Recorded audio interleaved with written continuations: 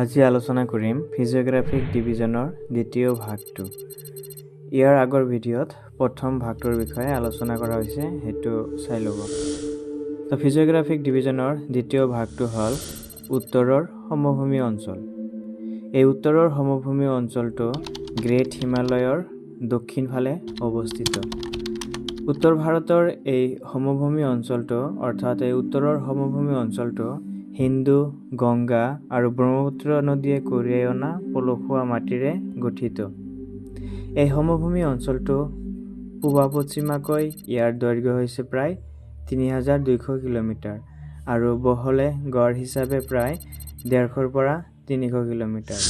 আৰু এই সমভূমি অঞ্চলটোৰ পলসৰ গভীৰতা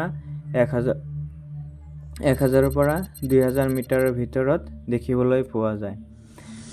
এই সমভূমি অঞ্চলটোক উত্তৰ-দক্ষিণাকৈ তিনিটা ভাগত ভাগ কৰা হৈছে। সেইবোৰ হ'ল ভাৱৰ, তৰাই আৰু পলসুৱা সমভূমি। এতিয়া জানো আহক ভাৱৰ কি। ভাৱৰ হ'ল শিৱালিক পাহাৰৰ সমান্তৰালকৈ পাদদেশত অৱস্থিত এক সংকীৰ্ণ ভূমি আৰু এই ভাৱৰ অঞ্চলটোৰ প্ৰস্থ হ'ল ৮ পৰা ১০ কিলোমিটাৰ।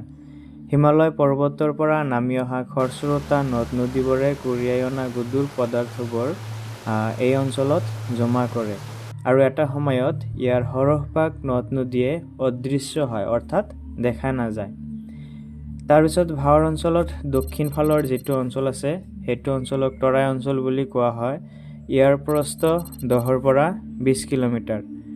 ভাৱৰ অঞ্চলত অন্তৰ্ধান হোৱা নদ-নদীবোৰ এই অঞ্চলত পুনৰ উৎপত্তি হোৱা দেখা যায়, যদিও এই নদীবোৰৰ কোনো সুনিৰ্দিষ্ট উপত্যকা নাই। ফলত পিতনি জলাভূমিৰ সৃষ্টি হৈছে আৰু ইয়াৰ নামেই হৈছে তৰাই। এই তৰাই অঞ্চলটো অটব্য অৰণ্যৰে আবৃত আৰু বিভিন্ন প্ৰকাৰৰ জীৱ-জন্তুৰ আৱাসভূমি।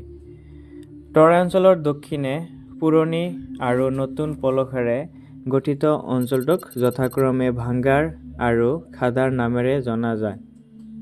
এই সমভূমি অঞ্চলত তৰুণ অৱস্থাৰ বৈশিষ্ট্যপূৰ্ণ বাৰিবহীয়া খনন আৰু অৱক্ষেপণজাতীয় অৱয়ব যেনে বলুকাৰুধিকা বা চেনবাৰ, বিষৰ্প, অশ্বক্ষুৰা আকৃতিৰ হ্ৰদ, গম্পিত নদীপথ আদি সততে দেখিবলৈ পোৱা যায়।